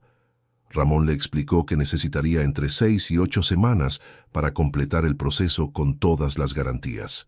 Aurelio le dijo que tenía el tiempo que necesitara, siempre que estuviera concluido antes de que Verónica presentara los papeles formalmente. Ramón respondió que calcularía bien los plazos y que Aurelio no debía cambiar nada de su comportamiento habitual en casa mientras tanto. Eso era exactamente lo más difícil. Mantener la rutina cuando ya sabías lo que sabías exigía un tipo de esfuerzo que no se parece a ningún otro. No era el esfuerzo físico ni el intelectual. Era el de sentarse a cenar frente a alguien, mirarla a los ojos cuando hacía una pregunta, responder con naturalidad y que ninguna de esas cosas delatara lo que llevabas dentro desde hacía semanas. Era el de despertarte cada mañana y volver a ponerte la misma cara. Hubo una noche hacia la 3ª semana de ese proceso en que Aurelio se levantó pasada la 1 de la madrugada y se quedó sentado en la oscuridad del despacho sin encender la luz. No por ningún motivo concreto, simplemente porque no podía seguir tumbado en la cama a 50 centímetros de Verónica sin que algo en su pecho empezara a apretarse de una manera que no sabía cómo manejar de otra forma. Estuvo ahí sentado durante casi 1 hora. Pensó en si todo aquello tenía sentido, en si no sería más limpio y más rápido confrontarlo directamente, sin estrategia, sin documentación, solo decirle lo que sabía y dejar que las consecuencias llegaran como llegaran. Pensó en Alejandro y en el esfuerzo que suponía entender que su propio hijo había elegido ese papel con plena conciencia. Pensó en Inés y en cómo iba a contarle lo que había encontrado cuando llegara el momento. No tomó ninguna decisión esa noche. Solo se quedó en la oscuridad hasta que el peso en el pecho se hizo manejable, y luego volvió a la cama. 2 días después, estuvo a punto de que todo se desmoronara. Ramón le había llamado al móvil esa tarde para confirmar que la constitución de la sociedad nueva estaba en trámite y que necesitaba un dato adicional del contrato de uno de los fondos de inversión. La llamada duró menos de 4 minutos. Aurelio estaba en el coche aparcado frente a la oficina, y cuando colgó creyó que tenía margen suficiente para llegar a casa y buscar el dato antes de que Verónica volviera de donde estuviera. No lo tenía. Cuando entró por la puerta, Verónica estaba en la cocina. Lo miró y preguntó directamente, con un tono que no tenía nada de casual: ¿Para qué te ha llamado Ramón esta tarde? Aurelio se detuvo un segundo, el tiempo justo para colgar el abrigo en el perchero con normalidad, y respondió sin girarse del todo, que Ramón estaba revisando la renovación de una póliza de responsabilidad civil de la empresa, que cada año había que actualizar algunos datos y que prefería hacerlo por teléfono para no generarle papeleo innecesario. Verónica no dijo nada durante 3 segundos. Luego abrió el frigorífico y preguntó si quería cenar pronto o prefería esperar. Aurelio respondió que cuando ella quisiera, que no tenía prisa, y fue al despacho a buscar el dato que Ramón necesitaba. Cerró la puerta despacio, se apoyó contra ella con la espalda y estuvo quieto unos segundos antes de moverse hacia la gaveta. Lo que le había salvado no era que la explicación fuera particularmente elaborada. Era que era verdad a medias. Ramón sí gestionaba las pólizas de la empresa. Eso lo hacía desde hacía años. No había nada en esa respuesta que Verónica pudiera verificar y encontrar falso. Pero la pregunta en sí, la forma en que la había hecho, directa y sin contexto previo, le confirmó algo que había estado calibrando durante semanas. Verónica también estaba pendiente de sus movimientos. También buscaba señales. Los dos llevaban semanas moviéndose por la misma casa, como si nada hubiera cambiado. Y los dos sabían, en distintos grados, que algo había cambiado por completo. La diferencia era que uno de los dos tenía documentación y el otro no lo sabía todavía. La semana siguiente, Inés llamó un martes por la noche. Preguntó cómo estaba. Aurelio respondió que bien, que el trabajo había estado intenso. Hubo una pausa y luego Inés dijo algo que él no esperaba, que había notado que Alejandro llevaba meses muy raro, que cada vez que ella le preguntaba por los planes de los padres o por algo relacionado con la familia, él cambiaba de tema de una forma que no le parecía normal. Le preguntó a Aurelio si había algo que él supiera y que ella no. Aurelio le respondió que cuando tuviera algo que contarle, lo haría, que confiara en él, que todavía no era el momento. Inés estuvo callada unos segundos. Luego dijo que de acuerdo, que confiaba en él, y que si necesitaba algo, lo que fuera, que contara con ella. Aurelio colgó el teléfono y se quedó mirando la pantalla apagada durante un momento. La cuarta de las semillas que había plantado sin querer, esa frase dicha a Inés en voz baja una tarde, que ella había notado su silencio. Cuando todo esto termine, lo entenderás, estaba empezando a germinar antes de que él lo hubiera planeado. Y mientras tanto, en el despacho de Ramón, la sociedad limitada unipersonal estaba a 2 semanas de su constitución definitiva. Los fondos de inversión estaban en proceso de ser redirigidos a esa nueva estructura. La vivienda, según el plan, sería la última pieza en moverse, integrada como activo del capital social de la empresa en una operación que Ramón había revisado 3 veces para asegurarse de que no hubiera ningún ángulo cuestionable. Faltaban 6 semanas para que Verónica empujara los papeles del divorcio sobre la mesa de la sala. Aurelio no lo sabía con esa precisión todavía, pero Ramón le había dicho en su última reunión que acelerara los plazos en lo que pudiera, que en los procesos de divorcio preparados con esa anticipación, la otra parte solía moverse en cuanto sentía que el terreno estaba listo. Y el terreno, desde el punto de vista del abogado de Verónica, debía de parecer perfectamente listo.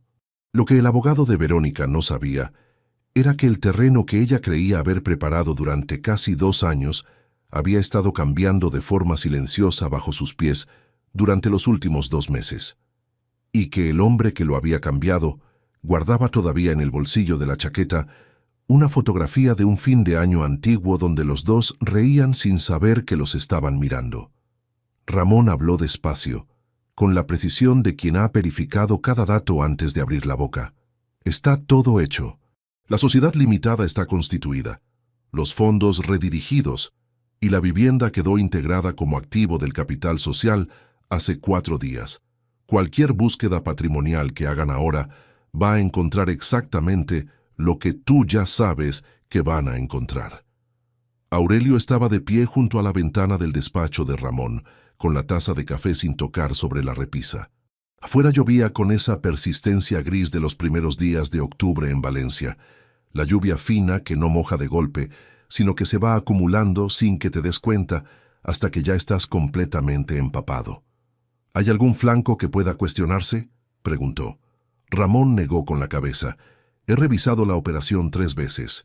Es una reorganización societaria estándar, documentada en cada paso, con todas las fechas registradas.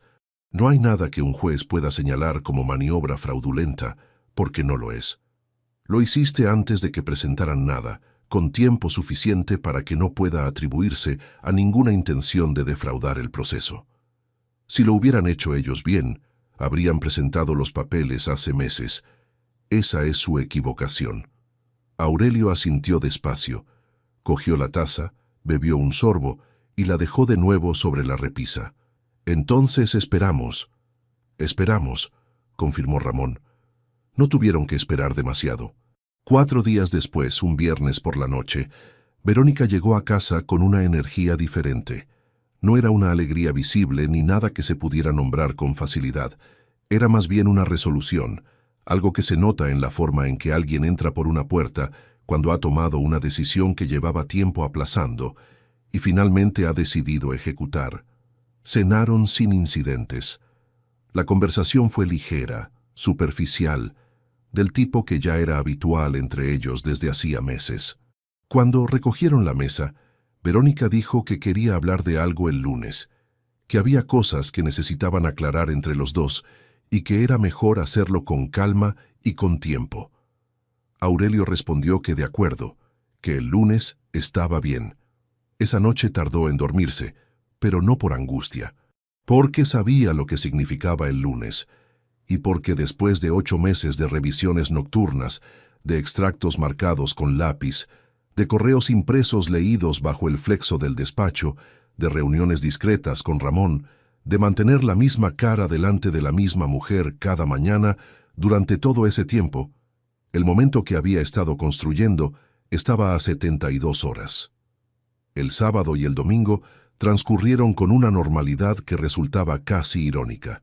Hicieron la compra el sábado por la mañana juntos, como llevaban haciendo años, con el carro del supermercado y la lista en el teléfono de ella y la costumbre de cada uno de coger lo que sabía que el otro olvidaba siempre.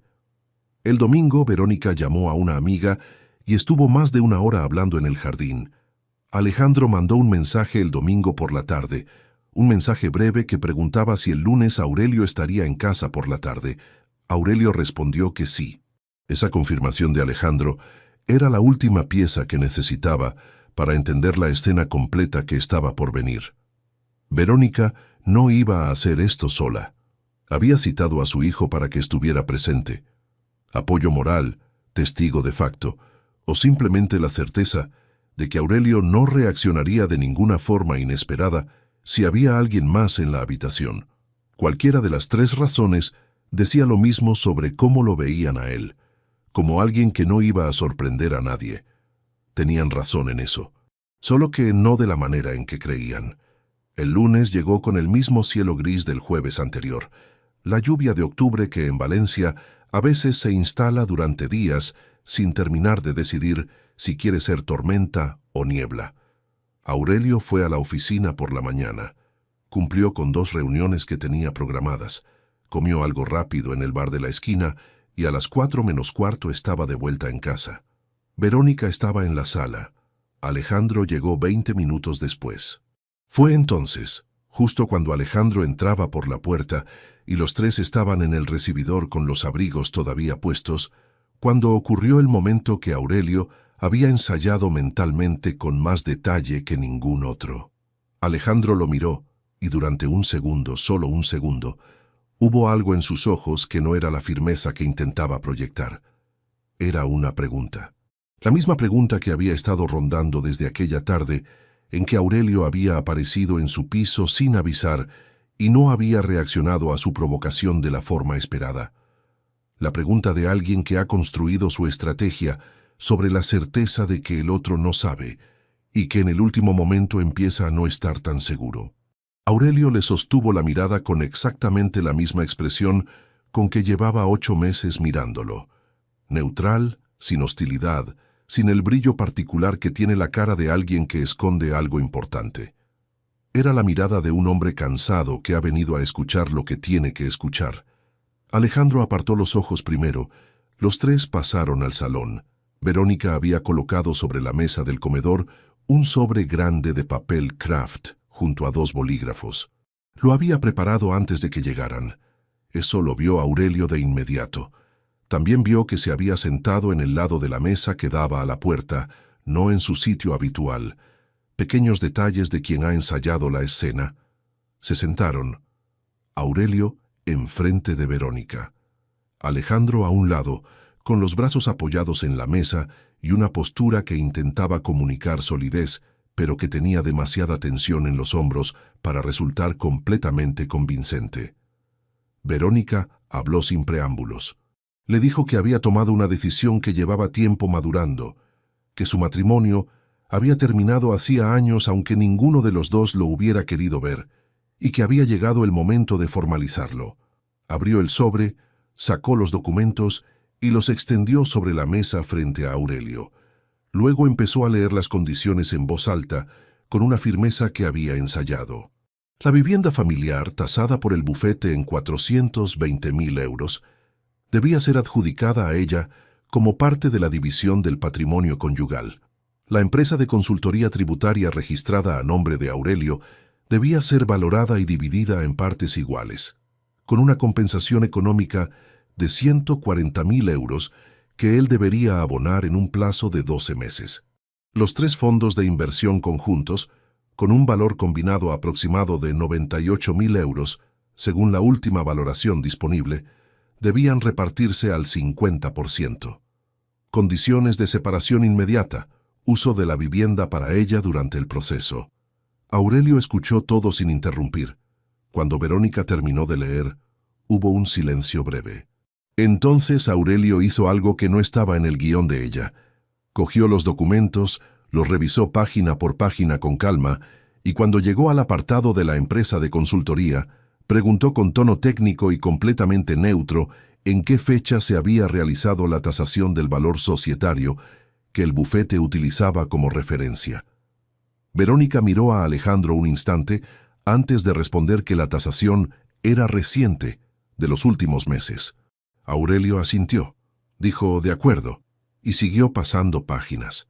Luego preguntó con la misma neutralidad si la valoración de los fondos de inversión estaba basada en el último extracto trimestral o en una consulta más reciente. El abogado de Verónica, que según ella había revisado todo, no estaba presente en esa reunión. Esa era su segunda equivocación. Había confiado tanto en que Aurelio no opondría resistencia que había considerado innecesario tener asesoramiento legal en la sala. Las 2 preguntas técnicas que acababa de hacerles eran perfectamente inocentes en apariencia, pero el abogado que no estaba en la sala habría entendido de inmediato que alguien que pregunta esas cosas específicas no está firmando desde la ignorancia. Alejandro frunció el ceño levemente. Verónica respondió que los fondos estaban valorados según el último extracto disponible. Aurelio asintió de nuevo. Cogió el bolígrafo, el mismo que usaba desde hacía años para firmar los informes de auditoría, y fue pasando las páginas una a una. Firma en cada apartado, iniciales en los márgenes donde correspondía, fecha en el espacio indicado. Lo hizo sin prisa y sin ningún gesto que delatara otra cosa que no fuera un hombre que acepta lo que le presentan, porque no tiene argumentos para negarlo. Cuando terminó, colocó el bolígrafo sobre la mesa, recogió su copia de los documentos, los dobló con cuidado y se levantó. Fue en ese instante cuando Verónica sonrió. No una sonrisa amplia ni triunfal, sino esa sonrisa contenida de quien ha conseguido exactamente lo que planeaba y se permite reconocerlo en privado. Alejandro relajó los hombros visiblemente. La tensión que había llevado en el cuerpo desde que entró por la puerta se disolvió con la misma rapidez con que había llegado. Aurelio se puso el abrigo. Dijo que se iba a dar un paseo. Lo dijo sin más explicación, con el mismo tono con que uno comunica algo completamente ordinario. No hubo portazo. No hubo pausa calculada en el umbral. No hubo ninguna frase final que pudiera interpretarse de ninguna manera particular. Solo la puerta cerrándose en su sitio con el clic seco del seguro encajando. En la acera, el aire de octubre olía a lluvia reciente y a las hojas húmedas de los árboles de la calle. Aurelio caminó media manzana, se detuvo junto a un portal y sacó el teléfono. Escribió un mensaje a Ramón. Firmado. Mañana como habíamos quedado. La respuesta llegó en menos de un minuto. Entendido. Todo en orden. Aurelio guardó el teléfono, subió el cuello del abrigo y siguió caminando. Detrás de él, en la sala de una casa que según los documentos que acababa de firmar, ya no le pertenecía a él sino a ella, Verónica y Alejandro estaban guardando los papeles con la satisfacción de quienes acaban de cerrar una operación que llevaban 2 años preparando. Lo que ninguno de los dos sabía todavía era que los documentos que Aurelio acababa de firmar eran perfectamente válidos, que él los había firmado con plena conciencia de cada línea que contenían, y que la casa que ella había exigido, la empresa que había tasado, los fondos que había reclamado al 50%, ya no existían en la forma en que el abogado de ella los había buscado en sus registros. La investigación patrimonial que ese abogado había realizado estaba basada en datos de hacía más de 3 meses, y en 3 meses, con la precisión de alguien que lleva 28 años sin que los números le ganen una sola vez, habían cambiado exactamente todo lo que necesitaba cambiar. Mañana, cuando Verónica abriera la aplicación del banco y buscara el saldo de la cuenta conjunta desde la que pensaba empezar a mover los recursos que creía haber asegurado, iba a encontrar algo que no estaba en ninguno de sus cálculos. Y en ese momento iba a entender por primera vez en 2 años lo que significa prepararse para algo sin saber que el otro también se había estado preparando. El teléfono de Verónica sonó a las 9:15 de la mañana. Aurelio lo escuchó desde la cocina, donde estaba de pie con el café en la mano junto a la ventana que daba al patio interior. No era el tono de una llamada entrante, sino el pitido corto y repetido de una notificación de aplicación, seguido de silencio, seguido de otro pitido. Luego el sonido de pasos rápidos en el piso de arriba, una puerta abriéndose, y después nada durante varios minutos. Aurelio terminó el café despacio. Sabía exactamente lo que estaba ocurriendo arriba.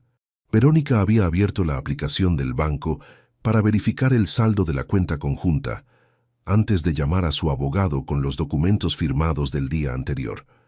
Era el paso lógico siguiente en el plan que había construido durante casi 2 años. Confirmar que los recursos estaban disponibles, iniciar los movimientos acordados con el bufete y comenzar la separación de facto desde una posición de ventaja económica consolidada. Lo que la aplicación le estaba mostrando en ese momento no era eso. Los pasos en el piso de arriba volvieron, más rápidos ahora, y Aurelio escuchó el sonido inconfundible de alguien marcando un número de teléfono con urgencia. Una llamada que duró menos de 2 minutos. Luego otra. Luego silencio de nuevo, pero de un tipo diferente al de antes. El silencio de quien acaba de recibir una información que no estaba en ninguno de sus cálculos y necesita un momento para procesar lo que significa. Aurelio dejó la taza en el fregadero, cogió el abrigo del perchero y salió a la calle. Tenía una reunión con Ramón a las 10:30. Llegó con 15 minutos de antelación. El despacho de Ramón Cifuentes estaba en un edificio del centro de Valencia, 2º piso, con una sala de reuniones pequeña que tenía una mesa de madera oscura y 4 sillas. Ramón ya estaba sentado cuando Aurelio entró, con 2 carpetas delante de él, y una expresión que no era de satisfacción, sino de la concentración específica de alguien que está listo para hacer su trabajo con precisión. ¿Llamaron ya?, preguntó Ramón. Todavía no, respondió Aurelio, pero lo harán antes del mediodía. Ramón asintió y abrió la primera carpeta. Lo que contenía era la documentación completa de la reorganización patrimonial realizada durante los 2 meses anteriores. La escritura de constitución de Montesinos, Consultoría Tributaria SLU, firmada y registrada ante notario 6 semanas antes, con Aurelio como único socio y administrador. El acta de integración de la vivienda familiar como activo del capital social de la empresa, valorada en 420.000 euros, según tasación oficial, operación completada 4 semanas antes de que Verónica pusiera los papeles de divorcio sobre la mesa. Los contratos de redireccionamiento de los 3 fondos de inversión hacia la sociedad nueva, ejecutados con fechas distribuidas a lo largo de las 8 semanas anteriores para que cada operación tuviera respaldo documental independiente. El certificado actualizado del depósito a plazo fijo, cuyo beneficiario había sido modificado en la última renovación. Cada documento tenía fecha, número de registro y firma notarial. Nada había sido hecho en secreto, porque nada de eso necesitaba serlo. Una reorganización societaria no requiere ocultarse. Solo requiere hacerse antes de que el proceso contrario esté formalizado, y eso era exactamente lo que había ocurrido. La segunda carpeta contenía algo diferente. Los correos electrónicos impresos que Aurelio había encontrado entre las páginas del libro de la estantería, junto a los extractos bancarios marcados con lápiz que documentaban los 21 reintegros mensuales destinados a los honorarios del bufete Palomar. 16 meses de participación activa de Alejandro en la planificación de un proceso construido sobre el patrimonio que su padre había levantado durante 28 años. Ramón cerró la segunda carpeta y la apartó a un lado. Esto no va a presentarse en ningún procedimiento judicial, a menos que sea estrictamente necesario, dijo. No lo necesitamos para ganar nada, porque ya está ganado. Pero es importante que esté aquí, sobre esta mesa, cuando lleguen. Llegaron a las 11:47. El abogado de Verónica se llamaba Eduardo Palomar, un hombre de unos 55 años, con traje gris y una carpeta bajo el brazo, que entró al despacho de Ramón con la actitud contenida de quien ha tenido que reorganizar su agenda con urgencia y no está cómodo con esa pérdida de control. Verónica entró detrás de él. Se sentó en la silla frente a Ramón sin mirar a Aurelio durante los primeros segundos. Cuando lo miró, él le sostuvo la mirada con la misma neutralidad de siempre.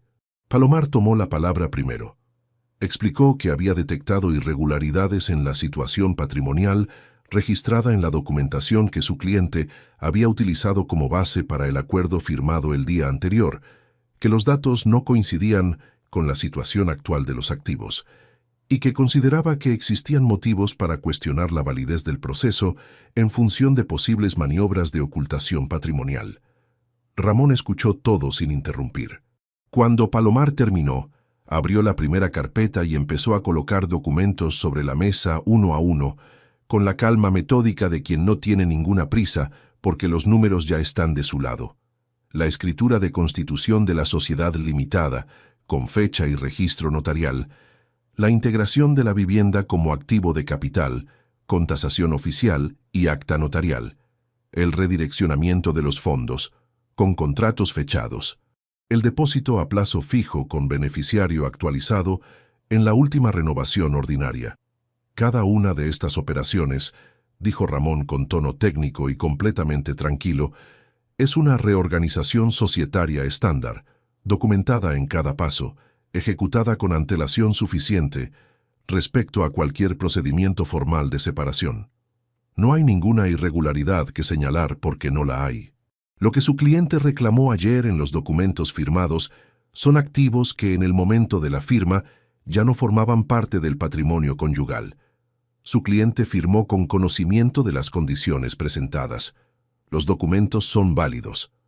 Palomar revisó los papeles en silencio durante varios minutos. Fue pasando cada uno, leyendo, comparando fechas. Cuando llegó al último, cerró la carpeta de Ramón con cuidado y la devolvió sobre la mesa. Hubo un silencio.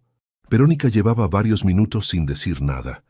Tenía las manos apoyadas sobre la mesa, una sobre la otra, y miraba los documentos de Ramón sin ninguna expresión particular que pudiera nombrarse con facilidad. No era rabia, no era incredulidad, no era ninguna de las reacciones que Aurelio había calculado como posibles durante las semanas anteriores. Era algo más silencioso y más profundo que todo eso. Era el silencio específico de alguien que ha construido algo durante 2 años, con una precisión que creía suficiente, y que acaba de ver que el edificio entero estaba levantado sobre un terreno que ya no existía cuando puso el primer ladrillo. Palomar dijo que necesitaba tiempo para revisar la documentación con detalle y que volvería a contactar con Ramón durante la semana siguiente. Lo dijo con la profesionalidad de quien sabe que ha perdido la posición, pero no puede reconocerlo en voz alta delante del cliente. Verónica se levantó. Fue entonces, por primera y única vez en toda esa reunión, cuando habló. Le dijo a Aurelio, con una voz que no tenía el volumen del lunes anterior, ni la firmeza ensayada de quien ha preparado sus palabras, sino la voz plana de alguien que está procesando algo demasiado grande para su velocidad habitual. ¿Cuánto tiempo llevas sabiendo todo esto? Aurelio respondió sin pausas y sin énfasis. El tiempo suficiente para hacerlo bien. Verónica asintió una vez, muy despacio, recogió su abrigo de la silla y salió del despacho detrás de Palomar sin decir nada más. La puerta se cerró. Ramón y Aurelio se quedaron solos en la sala de reuniones, con las 2 carpetas abiertas sobre la mesa y el silencio que dejan las cosas cuando terminan de la forma en que debían terminar. Esa tarde, desde el coche aparcado frente a un bar donde tomó un café solo sin prisa, Aurelio redactó un mensaje para Alejandro. Lo escribió 3 veces antes de enviarlo porque las 2 primeras versiones tenían una palabra de más. La definitiva decía: el piso hay que dejarlo libre en 30 días. La transferencia mensual se ha cancelado desde hoy.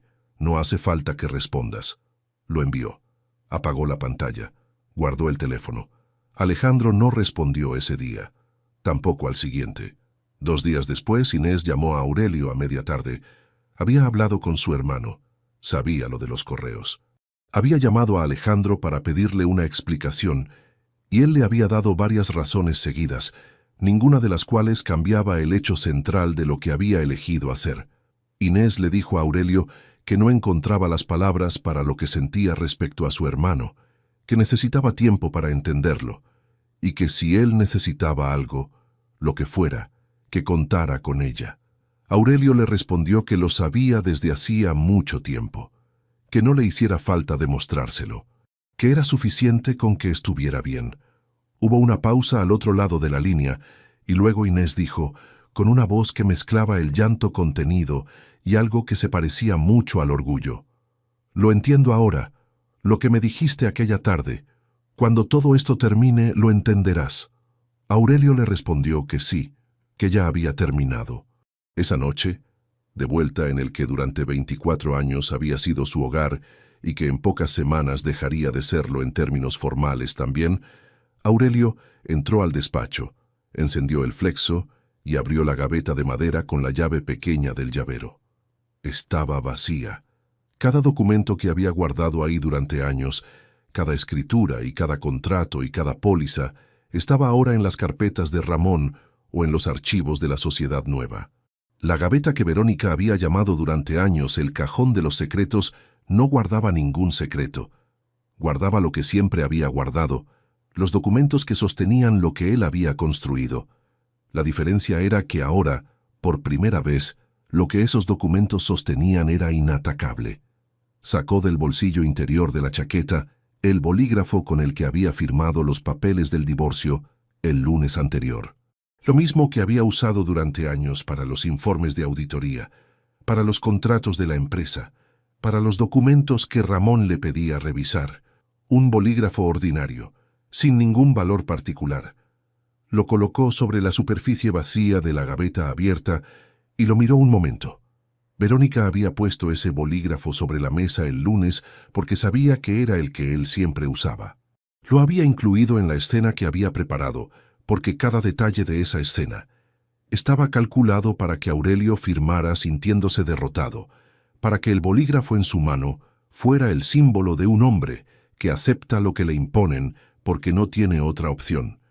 Ese mismo bolígrafo en esa misma mano había firmado los documentos que formalizaban el único resultado posible al que toda esa situación podía llegar si quien la enfrentaba sabía leer los números antes de abrir la boca. Cerró la gaveta con la llave. Apagó el flexo. 3 semanas después, desde el piso pequeño que había alquilado cerca de la oficina mientras se resolvían los trámites definitivos, Aurelio llamó a Inés un domingo por la mañana. Estuvieron hablando más de 1 hora. En algún momento de esa conversación, sin que ninguno de los dos lo hubiera planeado como enseñanza ni como discurso, él le dijo algo que ella escuchó en silencio hasta el final. Le dijo que lo que había aprendido a lo largo de esos meses no era a desconfiar de la gente, que desconfiar de todos es tan poco inteligente como confiar en todos. Lo que había aprendido era a distinguir entre lo que una persona dice y lo que hace cuando cree que nadie la está mirando con suficiente atención, que la dignidad no es lo que defiendes cuando te atacan en público, es lo que mantienes cuando podrías atacar y eliges no hacerlo porque ya no necesitas demostrarle nada a nadie. Que hay una diferencia enorme entre reaccionar desde la rabia y actuar desde la claridad, y que esa diferencia, casi siempre, es lo que separa a quien gana de quien simplemente tiene razón. Le dijo que el trabajo de toda una vida no es solo el dinero que produce, ni los contratos que sostiene. Es la disciplina que construye en la persona que lo hace. Y que esa disciplina, cuando llega el momento en que de verdad la necesitas, es lo único que no te pueden quitar con ningún papel firmado encima de ninguna mesa. Inés estuvo callada unos segundos cuando él terminó. Luego dijo, «Lo voy a recordar». Aurelio respondió que bien, que era suficiente con eso. Fuera el domingo de noviembre en Valencia, tenía ese sol bajo y lateral que no calienta pero que ilumina con una claridad particular las fachadas de los edificios y las hojas últimas de los árboles.